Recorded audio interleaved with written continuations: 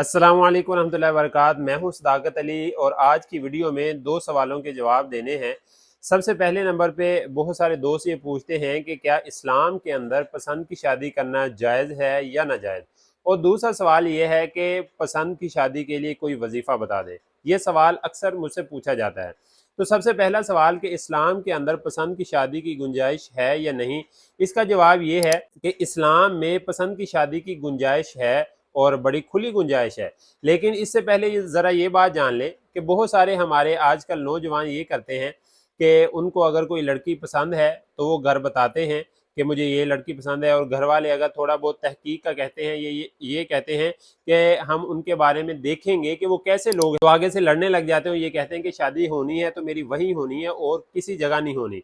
देखें, जो लोग बड़े हैं ना, उन्होंने बहुत सारी चीज़ें देखनी होती हैं जो आम एक आदमी को समझ नहीं आती, क्योंकि हम और नज़र से देख रहे होते हैं और बड़ों ने एक शादी के लिए महज एक लड़की का होना काफ़ी नहीं है, उसके साथ और बहुत सारी चीज़ें जो देखनी ज़रूरी है, क्योंकि उससे उस लड़की से उनकी नस्ल चलनी होती है। ठीक है, अगर लड़की ठीक होगी, अच्छी होगी, तो सारी चीज़ें अच्छी, घर अच्छा बनेगा।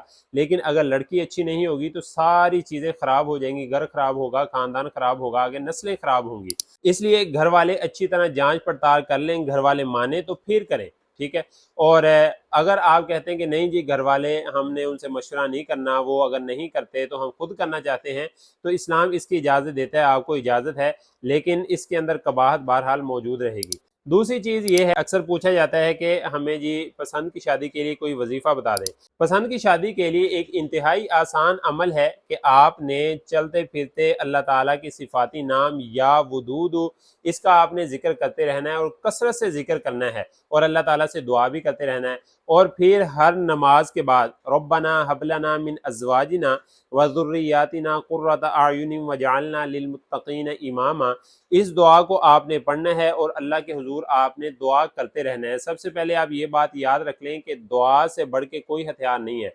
अगर आपकी दुआ के अंदर इखलास है, इंशाअल्लाह अल्लाह ताला उसको लाजमी कबूल फरमाएंगे।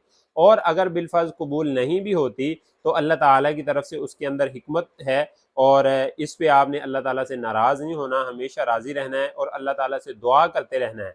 ये दो अमल है, अगर आप करेंगे तो अल्लाह ताला से कवी उम्मीद है कि जहां आप चाहते हैं वहीं आपका रिश्ता हो जाएगा। ये अमल आपने खुद भी करना है, दो साहबाब के साथ भी शेयर करना है। जज़ाकुमुल्लाह खैरन।